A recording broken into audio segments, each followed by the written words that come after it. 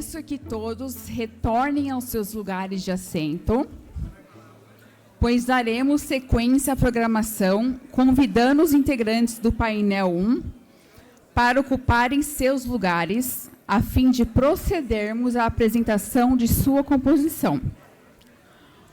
O tema do painel 1 será Diálogos Essenciais, Política, Anticorrupção e Integridade Empresarial. Mas gostaríamos de renovar nossos agradecimentos e cumprimentos aos nossos patrocinadores Diamante, Batista Uchida Web Advogados, Medina Osório Advogados, Vivo Telecomunicação, BMA Advogados e Caixa Econômica, cujo apoio foi fundamental para a realização desse encontro. Dando continuidade ao 2º Congresso Brasileiro de Direito Administrativo Sancionador, é com satisfação que recebemos o Dr. José Guilherme Berman, do Rio de Janeiro, que exercerá o papel de mediador deste painel. O Dr. José Guilherme Berman é mestre e doutor em Direito pela PUC-Rio, professor do curso de graduação em Direito da PUC-Rio e sócio da área de Infraestrutura, Regulação e Assuntos Governamentais do BMA Advogados.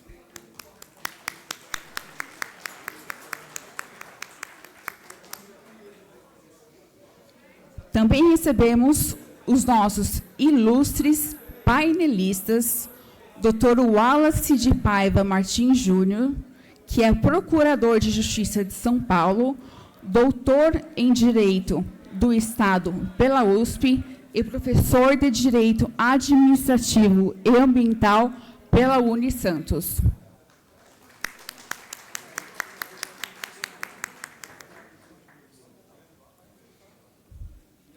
Também convidamos o Dr. Marcelo Pontes Viana, do Distrito Federal, que é graduado em Ciência Política e Direito, pós-graduado em Direito Disciplinar, em Avaliação de Políticas Públicas e em Economia Nacional, mestre em Direito e, desde 2006, é auditor federal da CGU, onde exerce atualmente a função de secretário de Integridade Privada.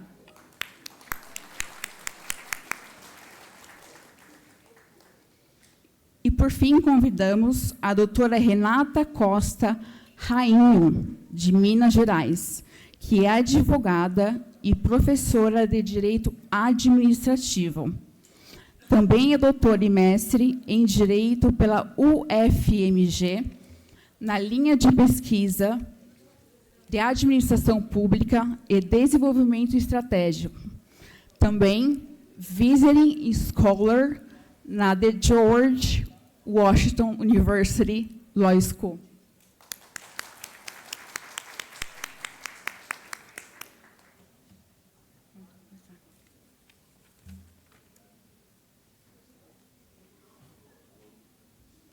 Agora foi.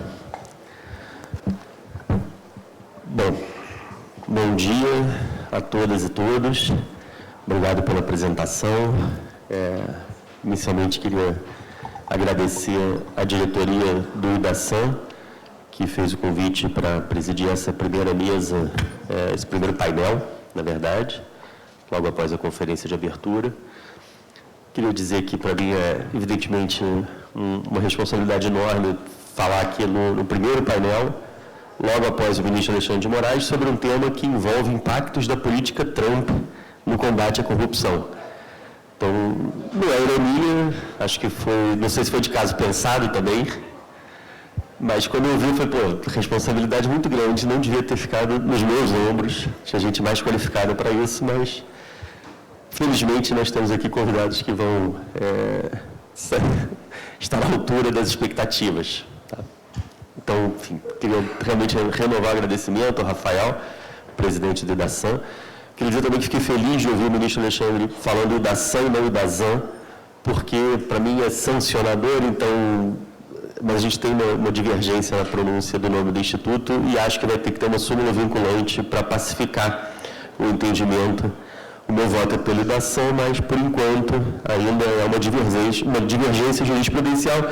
Quem falar IDASAN não está cometendo ato de improbidade administrativa, como disse o próprio ministro Alexandre de Moraes aqui minutos atrás. Bom, o tema desse nosso primeiro painel é política anticorrupção e integridade empresarial, impactos da política Trump e teoria da graxa. Alguém aqui não sabe o que é teoria da graxa? Eu também não sabia, fui no Google procurar quando eu recebi o convite. Falei, vou ter que presidir um painel sobre um tema que eu não sei qual é, quer dizer, comecei maravilhosamente bem. Desculpa a descontração, vocês já perceberam que eu sou carioca e formalidade também não é muito meu forte. Fui no Google e vi que teoria da graxa é uma teoria econômica que entende que a corrupção pode ser boa para os negócios. Resumindo, é isso. Ela pode ser a graxa que falta numa engrenagem que não está funcionando muito bem. E aí você coloca uma propinazinha, um favorzinho indevido e o negócio anda. Você consegue um negócio que, de outra maneira, não conseguiria. E, enfim, veio esse tema sobre o impacto da política Trump, que faz todo sentido. Porque o combate à corrupção global, né, ele passa muito por uma política estadunidense de combate à corrupção. O FCPA é uma lei que foi criada nos anos 70 e que, se fosse no Brasil, seria uma lei que demorou a pegar. Os primeiros anos de aplicação da FCPA não tiveram aplicação, justamente porque ela era ruim para os negócios. O empresário olhava e falava, pô, mas como assim eu não posso pagar propina?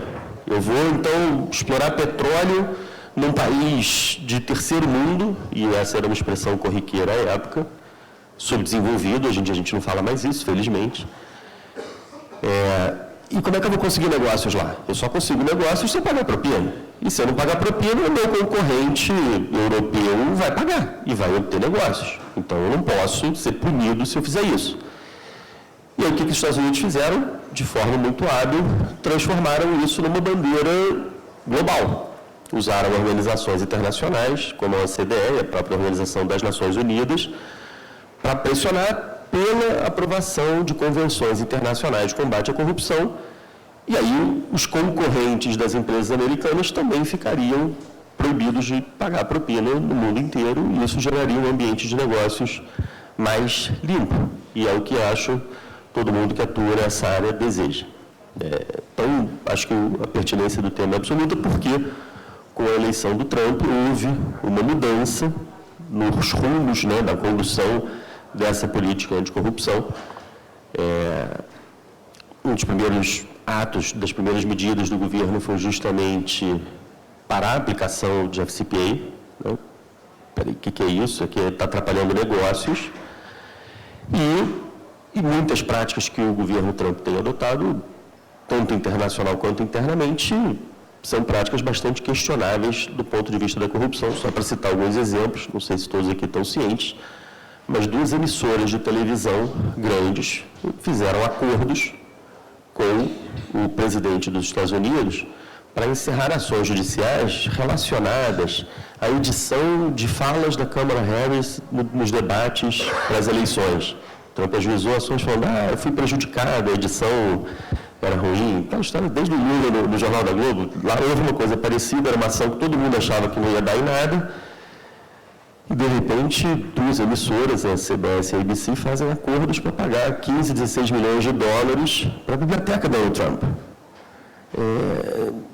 Eu acho estranho você ter um chefe de Estado que pressiona para encerrar uma ação judicial que, assim, ninguém achava que era uma ação muito relevante, recebendo uma doação em troca. Enfim, acho que tem muito assunto, eu já me alonguei muito, não quero passar do tempo, porque no congresso passado eu falei que eu sou disciplinado, eu respeito horários e pretendo continuar respeitando.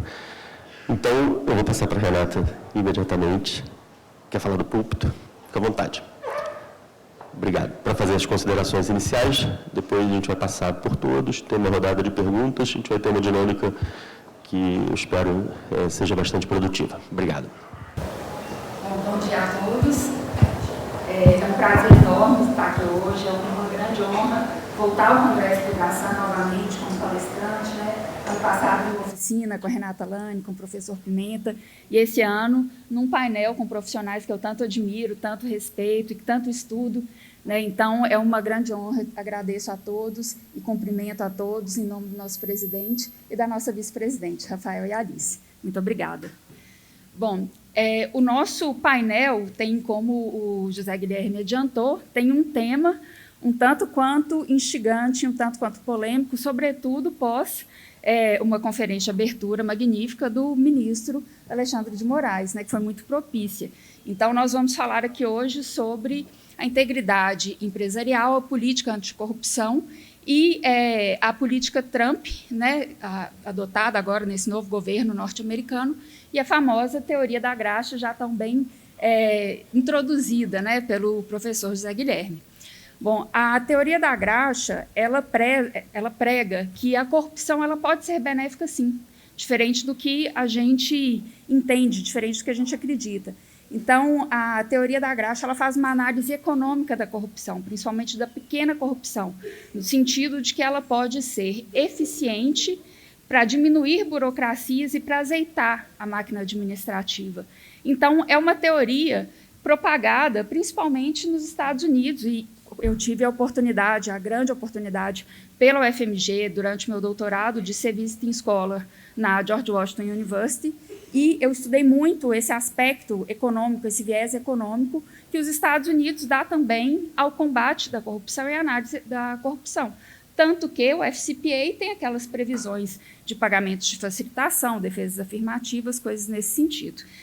Então, a análise, né, a menção da teoria da graxa à política Trump é muito pertinente no meu ponto de vista. E por quê? Né?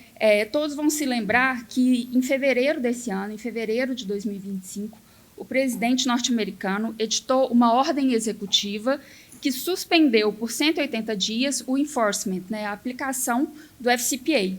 E, dentre as justificativas, né, dessa suspensão do enforcement do FCPA, está justamente a diminuição do fardo sobre empresas e cidadãos norte-americanos, né? São termos usados em tradução livre. Ele sustenta que o FCPA ele deve ser utilizado mais para combate de crimes, de terrorismo, de organizações criminosas, de cartéis. Então, portanto, ele estava suspendendo aquela execução por 180 dias e incumbiria ao DOJ, né, que é como se fosse o nosso Ministério Público, né, responsável por parcela do enforcement, né, da execução do FCPA, incumbiria também ao DOJ emitir novas diretrizes de execução da norma. E isso foi feito.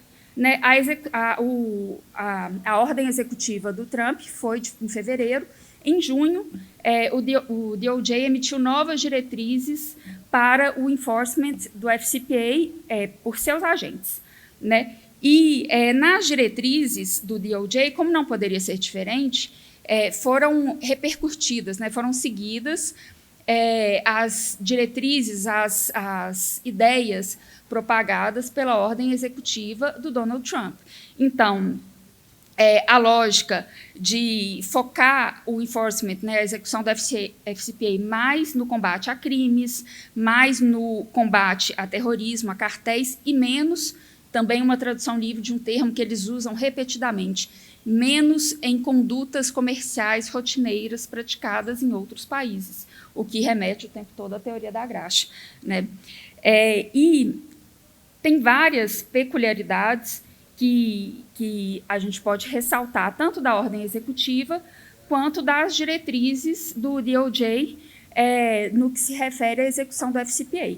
Mas, considerando, né, o nosso tempo restrito, considerando também todos os painelistas que vão aprofundar largamente, né, nos conceitos, eu gostaria de chamar a atenção para um ponto específico. O ponto específico das diretrizes que eu gostaria de chamar a atenção é o maior enforcement, a maior aplicação do FEPA, que é uma norma norte-americana chamada Foreign Extortion Prevention Act. Pela primeira vez, o DOJ expressamente constou que ele vai buscar executar muito mais essa norma. E essa norma é pouquíssimo falada. Ela é de dezembro de 2023, e ela não tem notícias, a gente não tem notícias de efetiva aplicação dela desde então.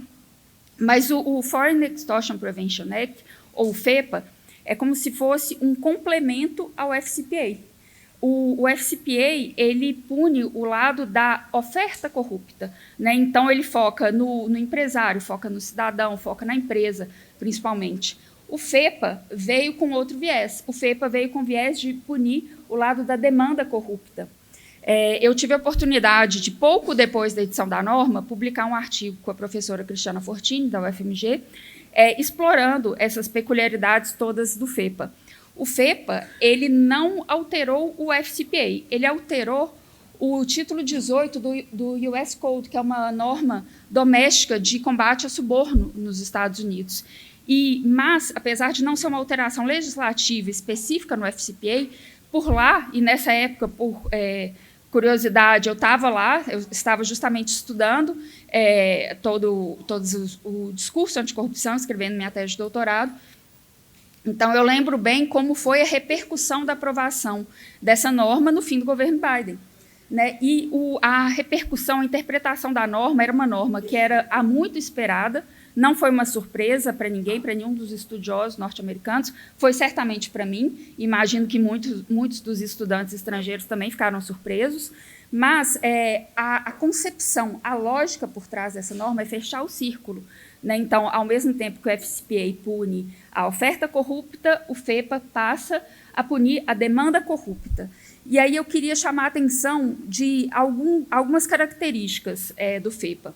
O FEPA, bem resumidamente, bem geral, ele tem 3 características principais para sua incidência. Então, tem que ter a presença de um agente público, né, o foreign official, tem que ter a presença de um agente público estrangeiro para que ele incida. Além da presença do agente público estrangeiro, tem que ter a demanda dolosa por corrupção, né? Tem que ter uma demanda efetiva. E essa demanda, na norma, é descrita por uma série de verbos muito mais amplos do que o FCPA traz. Além da demanda dolosa e do agente público estrangeiro, essa norma demanda uma finalidade de obter uma vantagem indevida.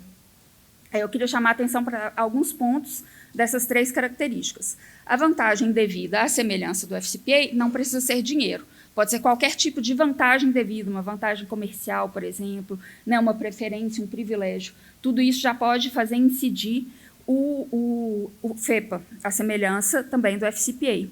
Mas o que muito me chamou a atenção na época e que eu discutia muito lá dentro, e que foi também uma reflexão que eu e Cristiana Fortini colocamos no nosso artigo, tem uma versão do artigo no Conjur, de 2024. A norma, o FEPA, ele trouxe um conceito um pouco mais amplo de agente público e incluiu expressões no US Code que permitem uma interpretação amplíssima. Então, por exemplo, em tradução livre, incluiu os termos instrumentalidade de governo e representantes não oficiais de governo. Essas pessoas, esses agentes, também podem ser enquadrados no grande conceito de funcionários públicos para fins de incidência da norma. Vejam que, por esses conceitos, um representante não oficial, uma pessoa que já esteja fora do governo, que seja membro do Poder Executivo, Legislativo, Judiciário, em exercício ou não, pode ser enquadrado no FEPA. E o enquadramento no FEPA, vejam, vai gerar, pelo governo norte-americano, a punição de um agente público estrangeiro. E a punição prevista na norma é a prisão de até 15 anos, mais a sanção, que pode ser de $250 mil ou o dobro do ilícito, do proveito econômico, dentre outros critérios que estão na norma.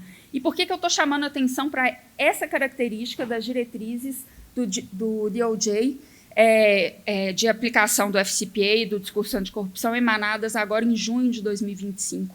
Vejam que, quando o FEPA surgiu, pelo menos para mim, não sei aos demais, o grande choque que veio é a repercussão diplomática, a repercussão política disso, né?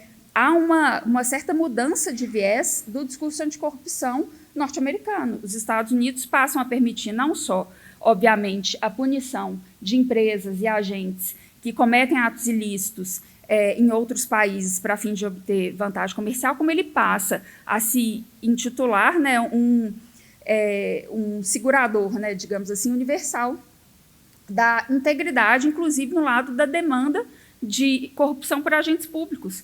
Então, há uma repercussão política, né, uma repercussão diplomática na aplicação da norma que vai ser muito curiosa.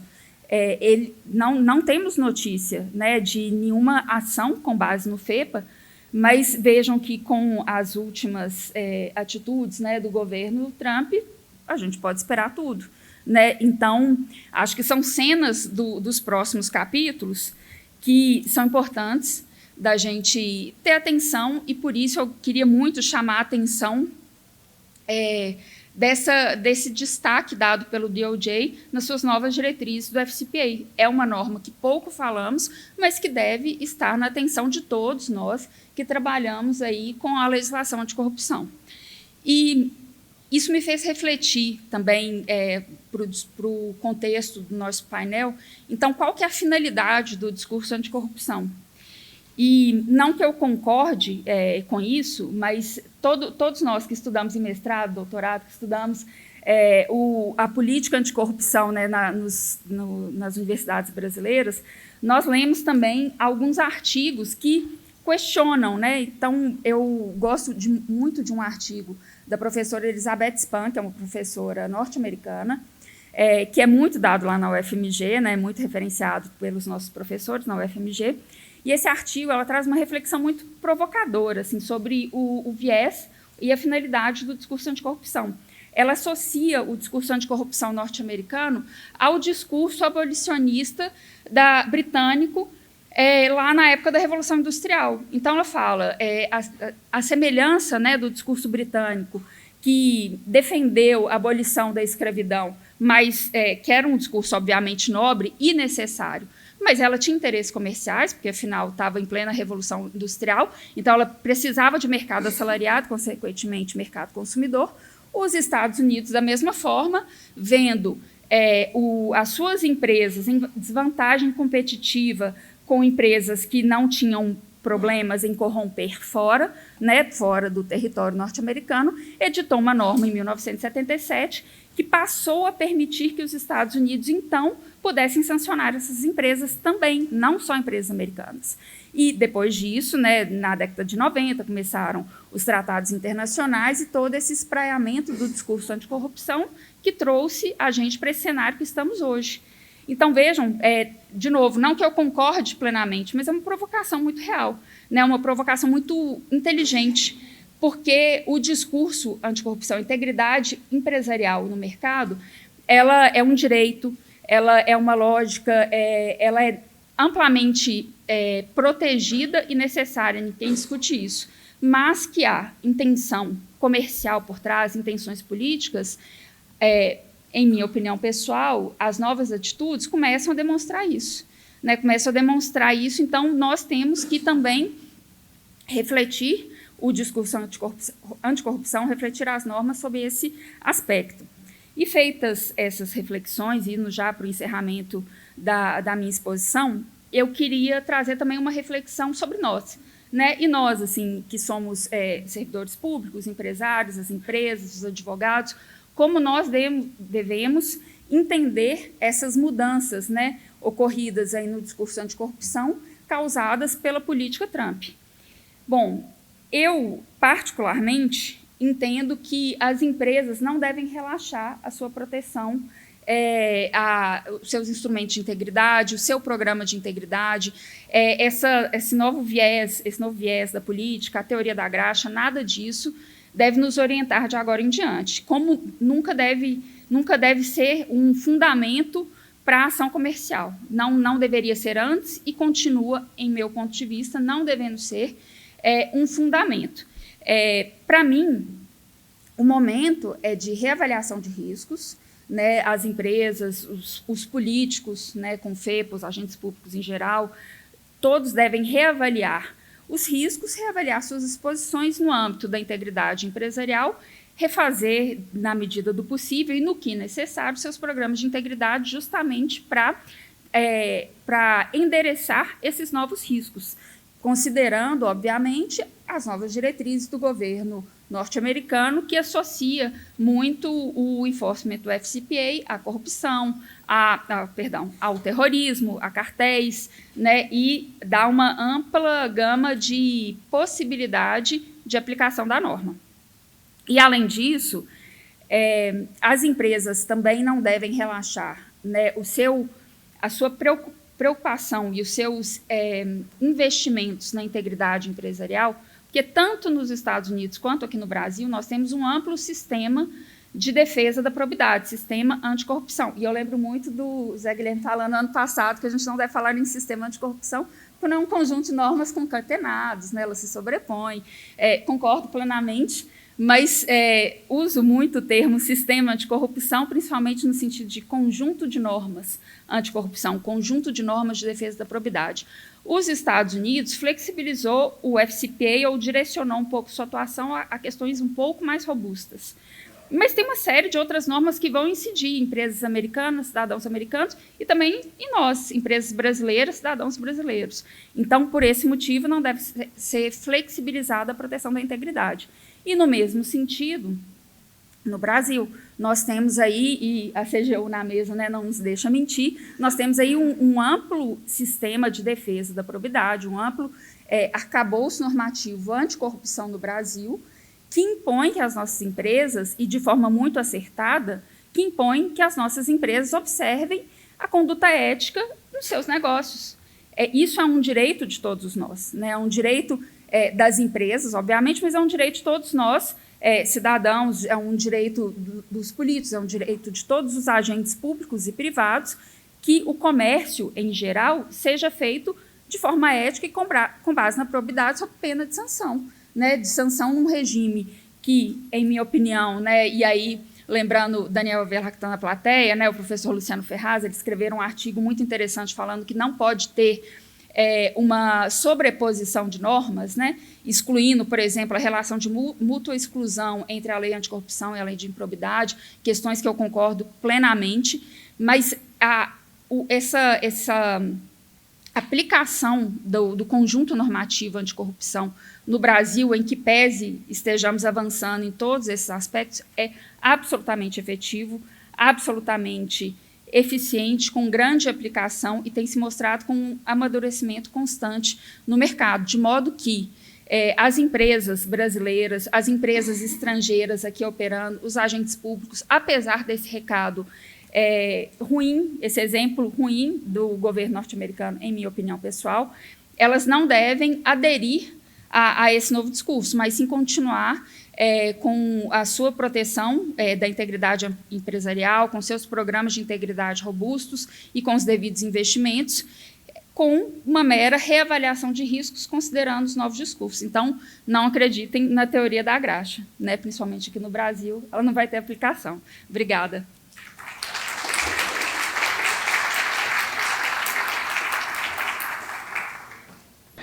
No ano passado, no Congresso, eu comentei, falando, o microsistema anticorrupção, eu falei, tem uma implicância enorme com essa expressão, que aparece em vários documentos, o pessoal fala microsistema de combate à corrupção, eu falo, cara, mas sistema pressupõe alguma harmonia entre as normas, você tem que ter princípios informadores comuns para aquele sub-ramo, ramo do direito.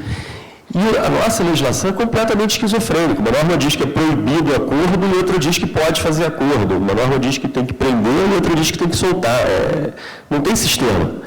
Mas acho que a gente está avançando, tem passos importantes e a CGU tem participado, inclusive, de alguns passos, acordos de cooperação técnica, tudo que tem sido feito nos últimos anos tem sido justamente para tentar construir um sistema. Eu só acho que ainda não existe, não está aperfeiçoado, mas o próprio IDASAN, acho que a existência dele gira muito em torno dessa construção desse sistema. Então, só para deixar claro o que eu falei no ano passado, para vocês não acharem que eu falei bobagem. Às vezes eu falo bobagem, mas enfim. E eu falei no passado também, mas hoje não vou falar. Hoje estou me policiando melhor.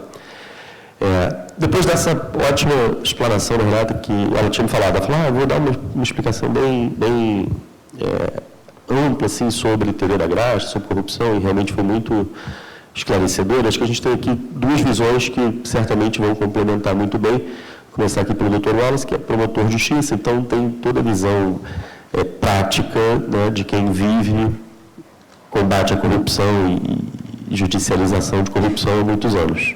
Por favor. Bom dia a todos. Saúdo efusivamente todos os meus colegas do Instituto, a sua direção pelo gentil convite.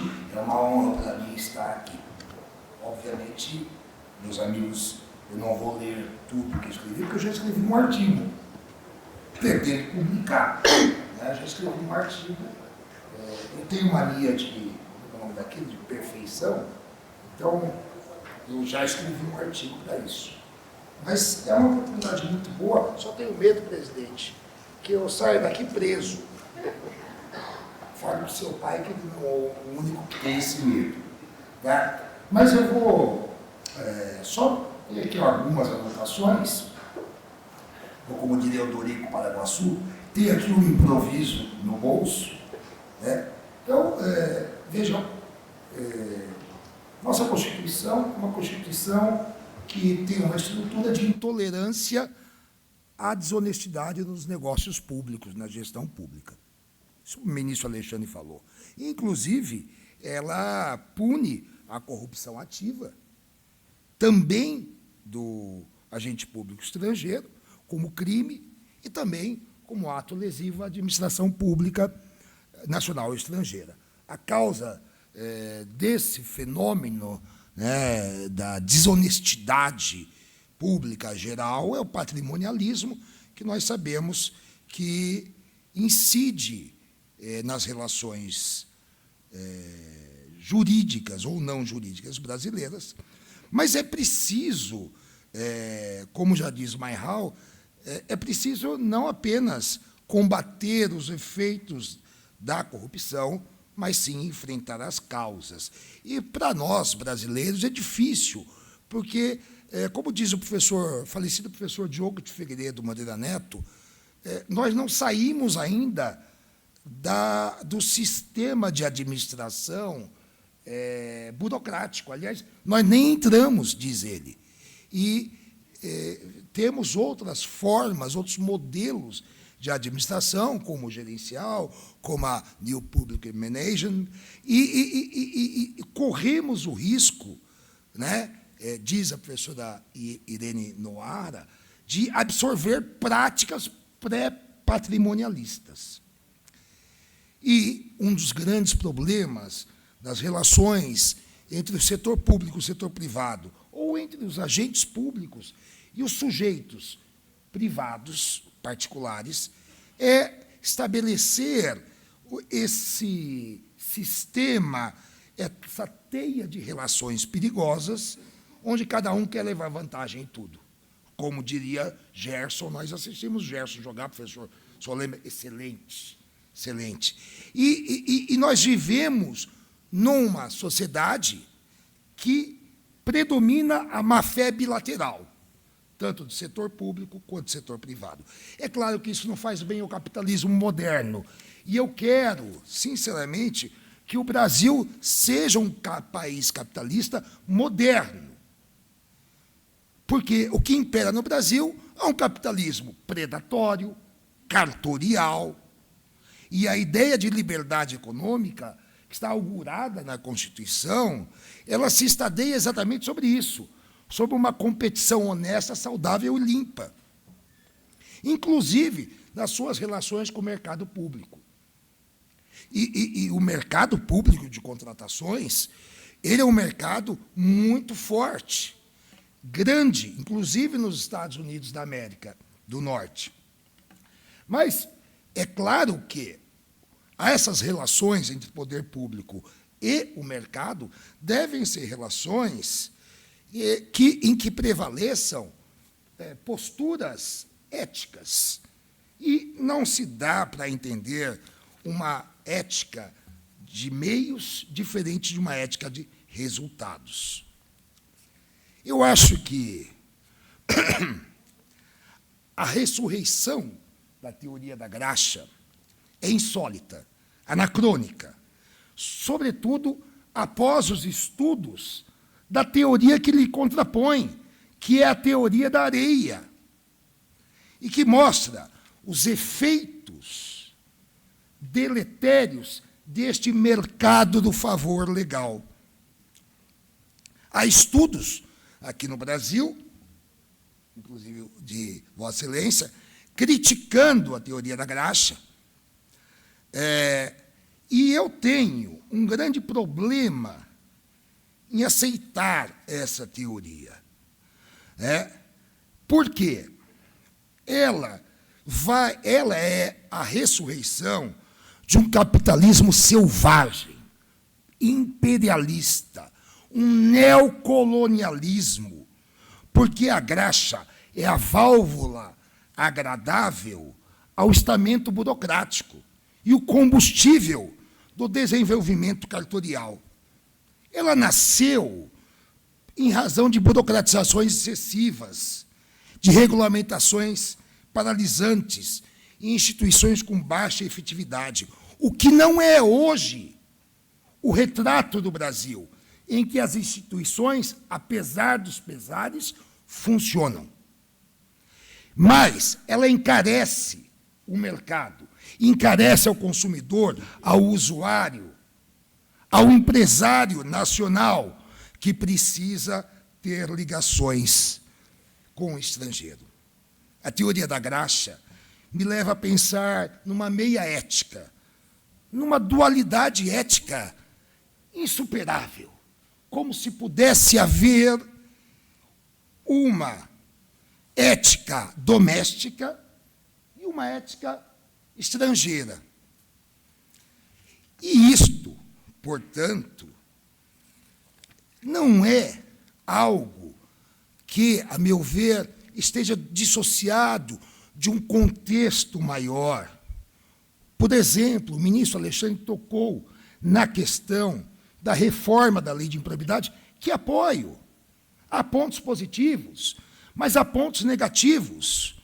E o professor Ricardo Marcondes Martins fala que a reforma, por exemplo, ela veio quase que atender aos reclamos da administração paralela. Isto é um fenômeno global. Eu entendo que a teoria da graxa ela tem um efeito deletério em nossas relações com outros países. E considero que a corrupção, a falta de integridade, a improbidade, é um problema transnacional.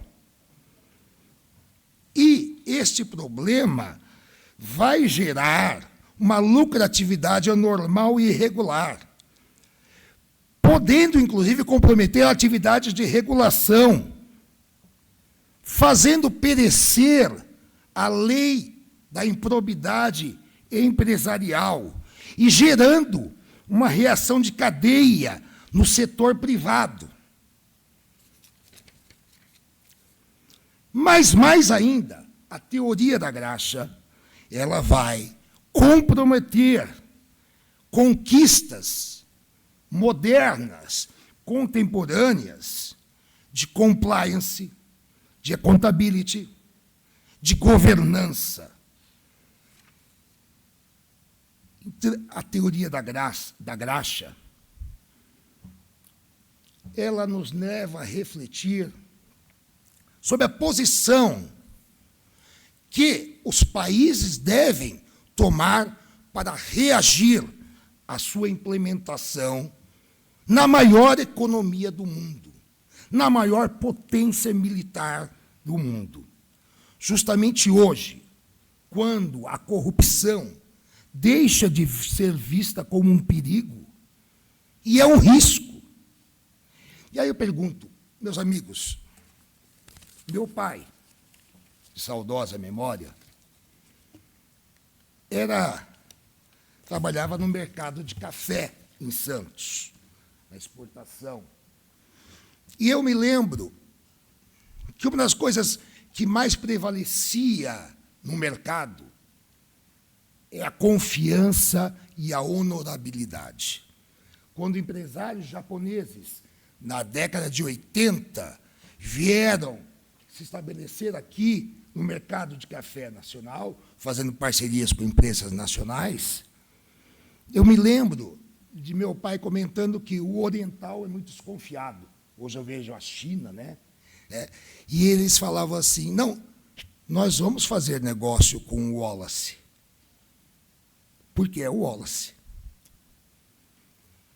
Eu fico muito preocupado que se estabeleça um ambiente de negócios em que confiança e honorabilidade sejam desprezados. Por isso que eu digo, é uma estratégia de um capitalismo imperialista, neocolonialista, que pouco se importa com as grandes conquistas ocidentais. Porque, vejam, os mercados públicos têm que ser atrativos para a iniciativa privada. Só que a iniciativa privada deve ter acesso a esses contratos com grossas somas de dinheiro que revertem em benefícios para a população, de acordo com padrões éticos de conduta. Ou seja, com uma salutar, idônea, limpa, higiênica corrupção. Fico muito em dúvida do futuro que se nos aguarda. Era só isso, presidente. Obrigado. Eu confesso assim, quando eu fui pesquisar sobre teoria da graxa, eu tenho alguma dificuldade para responder, porque é uma teoria econômica. E, do ponto de vista econômico, pode ser até que ela esteja correta e eu não consigo refutar. Mas, assim, como advogado, com a nossa formação, acho que esse domínio da economia sobre todos os campos da vida é muito nocivo. Tem certas coisas que não devem ser feitas porque não devem ser feitas, independentemente do resultado econômico delas. Então, mesmo que a corrupção seja uma graxa que faça com que a economia funcione melhor, isso não vai torná-la algo bom e necessariamente jurídico. Pelo contrário, acho que o direito tem a função, o dever de repelir determinadas condutas, ainda que elas tenham um resultado econômico positivo. Então, eu não sei, eu fiquei com... E te ouvindo também, isso me fez refletir, né? Quer dizer, claro que não é bom, claro que isso é um discurso econômico de dominação. Então, muito obrigado pelas palavras. Doutor Marcelo, por favor, quer falar sentado, quer falar do púlpito? Fica à vontade. Vou falar sentado, estou confortável aqui, então vamos que a gente faz o diálogo. Primeiro, agradecer o convite aqui do IDASAN, em nome do Rafael, é uma satisfação enorme estar aqui com vocês, também aqui os painelistas, né, o Wallace, o Guilherme e a Renata, parabéns aí pelas apresentações. Guilherme, você falou que quando você recebeu o convite, né, você foi pesquisar o que era, né? Quando eu recebi o convite e eu vi o nome do painel, foi um misto de duas sensações. Uma primeira questão de, poxa, muito oportuno o momento da gente estar tendo que, a gente está tendo a oportunidade de discutir esse assunto que ele é extremamente do momento. Um misto de não muita, né, sentido contrário, não tão empolgado e feliz sobre isso, é a necessidade de ter que discutir esse assunto. Né, e a Renata e o Otto que me precederam já deixaram isso bem claro, mas eu ia só reforçar, contando um fato histórico também. Né? Eu fiz uma pós-graduação em economia em 2013, mais ou menos, e aí tinha que escrever um trabalho final, e o trabalho final eu acabei indo para a área de corrupção, né, que eu gosto de estudar, e me deparei com teoria da graxa, né? Grease on the Wheels, né? Que eles falam lá em inglês. Salvo engano, o artigo seminal que trata disso é da década de 50, 60. E, para mim, assim, foi interessante estudar ele como um fato quase que anedótico. Né? Assim, olha que bonitinho, né? O ser humano, em algum momento, achou que fazia sentido esse tipo de teoria. E como o Wallace já antecipou, por quê? E o Guilherme levantou isso, mas será que, do ponto de vista de análise econômica, ele faz algum sentido? Definitivamente não, assim, já foi refutado de pronto por vários outros artigos que se sucederam a este, do ponto de vista de análise econômica, e salvo algum engano, assim, nos próximos 20 ou 30 anos depois, nunca se mais discutiu esse assunto. E assim, só para, apesar de ter feito a especialização em economista, estou longe de ser um especialista em economia, né? Uma coisa não quer dizer a mesma coisa da outra. Mas assim, só para comentar algumas hipóteses que, por exemplo, a teoria da graxa levanta. Ela fala que uma burocracia, muitas vezes, ela é disfuncional porque os empregados são mal remunerados. Então, aquele que tem mais interesse em acessar aquele serviço público, ele tira do bolso dele, remunera melhor aquele funcionário que se sente mais motivado e gera uma solução mais rápida para aquilo. do ponto de vista econômico, parece que você azeitou o sistema, né? Você tirou de quem tem mais dinheiro, mais interesse, e colocou para aquele que estava com a necessidade. Mas, do ponto de vista também econômico, isso gera uma disfuncionalidade e umas externalidades negativas para todo o sistema econômico que, além de ser aparentemente óbvias, são absolutamente nefastas, né, para todo o sistema econômico de forma geral.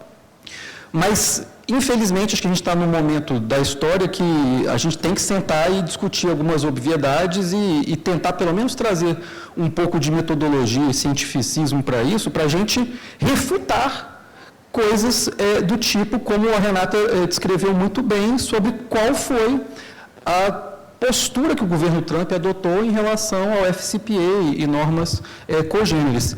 E eu queria só fazer um histórico sobre a questão do FCPA, para dizer que essa discussão ela não só é anacrônica, como ela também está em sentido, me parece, oposto às próprias pretensões imperialistas dos Estados Unidos. Então, assim, eu acho que ajuda a gente a entender um pouco do contexto de como é que foi a aplicação do FCPA desde 77, quando ele foi aprovado, até um pouco antes da administração Trump, né? Então, assim, a lei, quando foi aprovada, o Guilherme lembrou bem, né? Ela foi uma lei que demorou para pegar nos Estados Unidos, justamente porque ela foi aprovada num contexto de, a maioria das pessoas que devem conhecer isso, né, mas um contexto de pressão política internacional muito grande, onde se tornou público que as empresas norte-americanas faziam muitos negócios com outros países a custos de pagamento de vantagem indevida, né?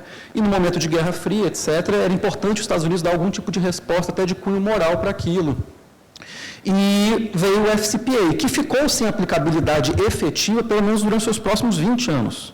Né? Até chegar à década de 90, você tinha uma aplicabilidade quase que nula ou muito pontual do FCPA. O que aconteceu nesse período?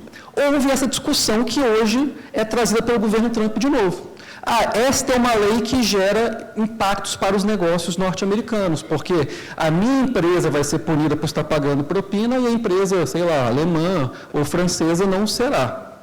Essa discussão lá atrás poderia até ter feito algum sentido, porque realmente era o mundo em que se vivia. O FCPA era uma lei isolada, você não tinha outros países com legislações parecidas. Mas qual foi a reação dos Estados Unidos a essas críticas do setor empresarial?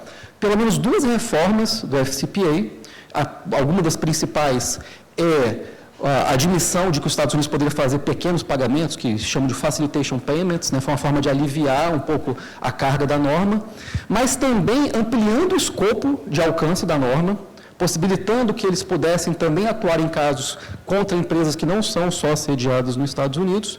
E um terceiro elemento que esse se concretizou, eu diria que é uma externalidade muito positiva, é que os Estados Unidos ganhasse mandato para ir em convenções internacionais e sensibilizar os outros países a terem normas similares ao FCPA. E aí eu digo, né, que isso foi uma externalidade positiva, por quê? Porque foi uma política muito bem sucedida.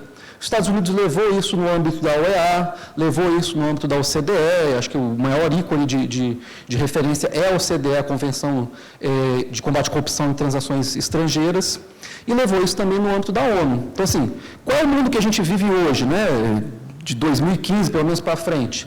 Onde vários países já têm as suas próprias normas à la FCPA, similares. Mas acho que não fica para além disso. Como é que os Estados Unidos aplicou o FCPA ao longo dos anos? Ele teve uma atuação, eu não gosto de fazer esse enviesamento, mas vamos aos dados. Pelo menos 50% das sanções que foram aplicadas pela FCPA foram para empresas que não são americanas. Então, dizer que o FCPA ele criava um ônus diferenciado para as empresas norte-americanas, ela é uma falácia em termos de dados estatísticos, né? A outra questão, que eu acho que a gente tem que levar também muito em consideração, é que, quando eu digo que os Estados Unidos, ao fazer esse discurso, me parece que está contra a própria intenção dele, é porque o FCPA foi utilizado durante muito tempo também como um soft power dos Estados Unidos, de impor uma agenda de corrupção, uma agenda de promoção de compliance, uma agenda de promoção de integridade, e que, de novo, foi uma externalidade muito positiva. E eu acho que o momento que a gente vive aqui é um momento de estresse. Por que é um momento de estresse? Porque, reconhecendo que os Estados Unidos foi um país que realmente liderou esse debate e liderou em várias frentes, e digo liderou até o ano passado, assim, né? Até o ano passado era um player extremamente importante na seara internacional sobre isso. O teste de estresse que a gente vai ter que verificar é Primeiro, como que os demais países vão reagir a isso? Né? Eu acho que a gente já tem algumas sinalizações, a gente tem pelo menos uma reação simbólica, mas acho que é importante, um acordo de cooperação assinado entre Suíça, França e Inglaterra, justamente unindo esforços para combater o suborno transnacional. Eu posso e tenho o dever de falar aqui em nome também do qual é a posição da CGU em relação a isso, já que nós somos um órgão competente para aplicar a lei de corrupção nos casos de suborno transnacional, que nós definitivamente não vamos retroagir nisso, né? E a Renata fez essa provocação e acho que foi muito bem-vinda, Renata, e reafirmo aqui que é exatamente isso. Então, temos várias frentes de investigação, processos, não só em casos domésticos, mas também em casos estrangeiros, e não vamos retroagir nisso. Principalmente porque a gente acredita que isso é bom para os negócios. Em última e ao cabo, o que a gente quer é melhorar o ambiente de negócio, como o Wallace colocou muito bem. Agora, um teste de estresse que eu acho que é um tanto quanto, enfim, interessante para a gente observar, é como que os mecanismos multilaterais, que vinham sendo muito importantes para levar essa agenda para frente, vão se comportar. E aí é o que eu falo especialmente da OCDE. Por quê?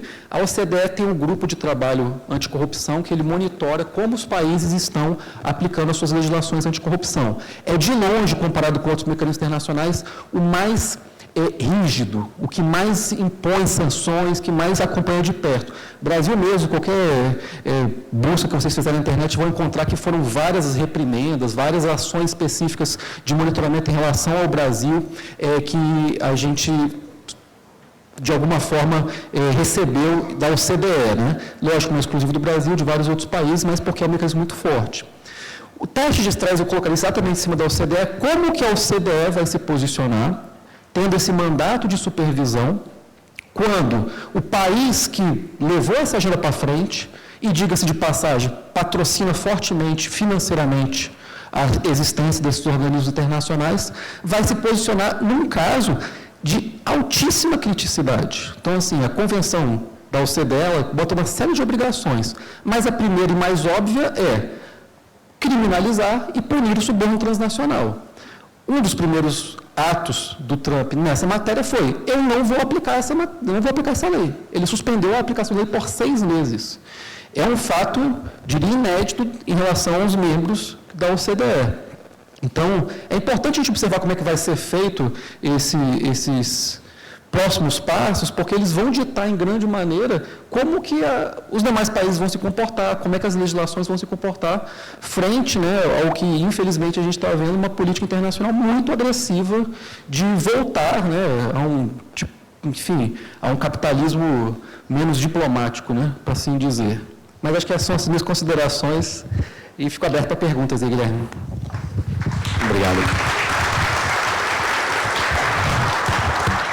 Obrigado, Marcelo. Realmente, assim, o mesmo raciocínio, né, que você falou no início da parte da economia, né, falaram, porque tem teorias econômicas que refutam também. Eu não sou economista, né? Todo mundo sabe aqui. Mas acho que é a mesma coisa que se aplica às tarifas, né? É um pouco parecido, assim. Os Estados Unidos estão impondo tarifas numa política arcaica e, enfim, todos os economistas sérios que eu tenho acompanhado dizem que isso vai ser ruim para eles mesmos, economicamente, né? Sem entrar no plano das relações internacionais, do direito internacional público, que tem consequências também muito graves. Mas me parece que o mesmo se aplica aqui, né? Quer dizer, eles estão mudando uma política que tem uma defesa econômica, ainda que improcedente, e que pode ser ruim para eles também. A gente vai precisar, infelizmente, acompanhar qual vai ser o efeito, e acho que é importante para o Brasil e para o resto da comunidade internacional se posicionar reafirmando compromissos que foram ratificados, né, por diversos países nos últimos anos e que têm levado a avanços. A gente tinha, assim, uma rodada de perguntas previstas, eu já tinha aqui adiantado, até porque a gente tem agora um painel sobre licitações com o Diogo, meu querido Marcos Vinícius, e vamos precisar avançar. Então, desculpem, assim, não ter a nossa rodada de perguntas, eu teria várias. Espero que, ao longo do dia, a gente possa ainda trocar várias ideias, mas queria novamente aqui agradecer muito ao Dr. Marcelo, agora fazendo a ordem inversa, né? o Dr. Wallace e a doutora Renata, que conversaram com a gente, explicaram um pouquinho a história da Graxa. Eu saí daqui saindo até mais um pouco do que eu tinha aprendido com o Google quando eu recebi o convite. E faço voto para que todos tenhamos um excelente congresso hoje e amanhã. Muito obrigado.